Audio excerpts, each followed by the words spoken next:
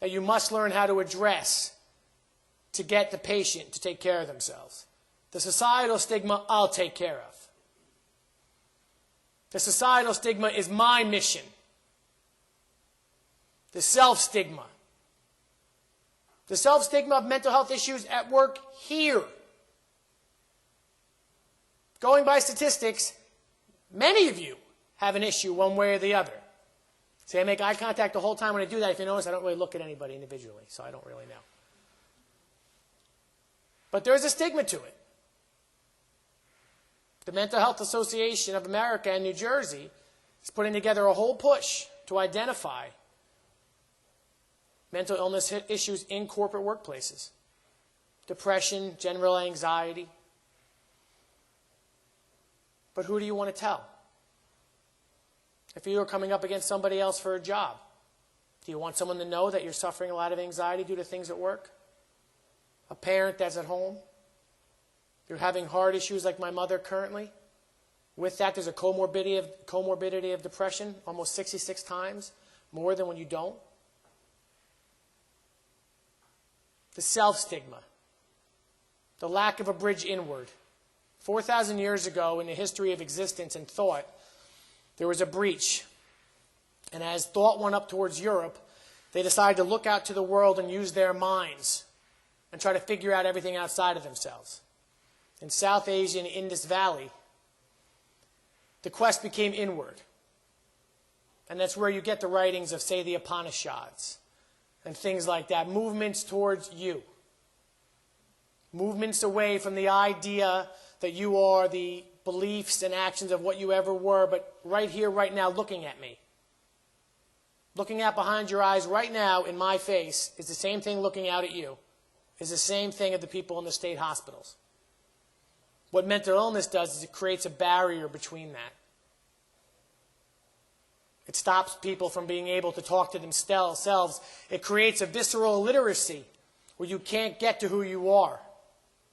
The tremendous thing about pharmaceuticals and the different drugs that I've been on is that they find a way to break through that wall initially and then allow me to do the things to move forward in that fight, to see how far I want to go, to see where and if I want to live this life. When I decided I was going to take a shot at this life, I knew that I'd have to rebuild my life. I knew I'd have to find a way to figure out, is there a reason for me to make it this far? Is there a reason for me to step forward? And when I got out of the hospital and I was compliant to the medications at first, it was with the idea that different therapists and different things outside of me would lend themselves to letting me almost associate myself with them. Believe that they believed until I could believe. Get a connection outwardly until I could get a connection inwardly. And as a boy from New Jersey and from Middlesex County, I went to Middlesex County College. And I hid from the world. I didn't tell them anything. And I took a few classes, and I fought through them. And I have the strongest family in the world. My stepfather, Bud Powers, who's now deceased. Marine Corps Sergeant Bud Powers. My first Virgil, in the metaphor of Dante and Virgil. The man who saw me cycle through the 9 circles of my hell. Couldn't come with me, like the original Virgil from the 13th century story, but was there with a hand out to find me when I at least reached out a hand hoping somebody would find me. Walked me into the hospital, was standing on the ward the day I got released from the hospital. A man who took on his own lacerations to fight for a son that had no idea how to live. And he stood with me and helped me fill out the application to Middlesex County College. Told me to take these medications because he didn't care if he thought they worked or not. The doctor said so. That good blind faith of the greatest generation. And I got into Middlesex County College. And I entered a 12-step program because I needed to be sober in 1996. And I started to move forward with the idea that maybe there is no stereotype of success for me. And maybe like Icarus, I'll just keep having to fly into the sun until I find out my path. Because when you've died that many times, you don't fear the fall. Sometimes you fear the living. And with my Marine, we got through Middlesex County College. And I said, what if this university is sitting right next to me my whole life, Rutgers University, could I go there? And if I did go there, could I go there authentically? And on my application, I fully disclosed everything.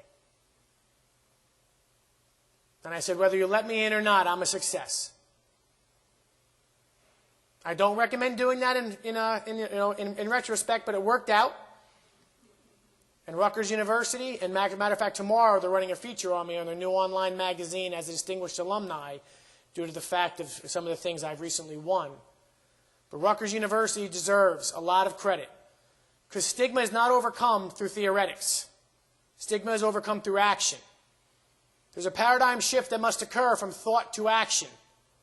When it comes to stigma and blindness, it is from action to the new reinforcing thoughts that come from that manifestation that allow you to be born again in the ever-evolving world, a world you thought that was static and penal. And in a perfect storm, I entered Rutgers University. I was a biochemistry major for about 9 seconds till I realized I was paying for this degree. And I took an American Studies class, just by chance. And it was there that I found the American existentialists, the transcendentalists. I found these men that were searching for a first-hand experience with the world. And I found my visceral vernacular inward. In the yearnings of Whitman, I found a way in.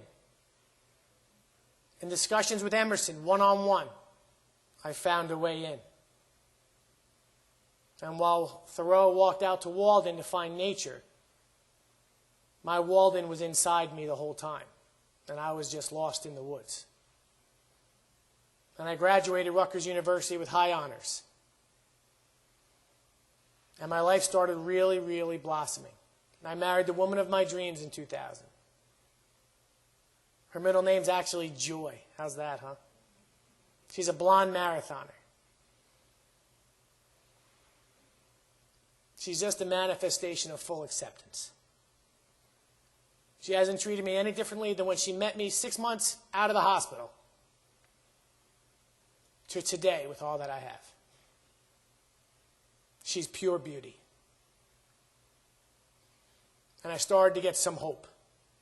But what you should understand from the patient perspective, it takes a lot to offset what we went through. The burns are deep. And we're looking for a reason to backslide. Especially when you don't know of somebody who's gone ahead of you. You see, I may have misclassified my stepfather sometimes as a Virgil. See, Virgils need to be from that hell. So my stepfather's a soul worker.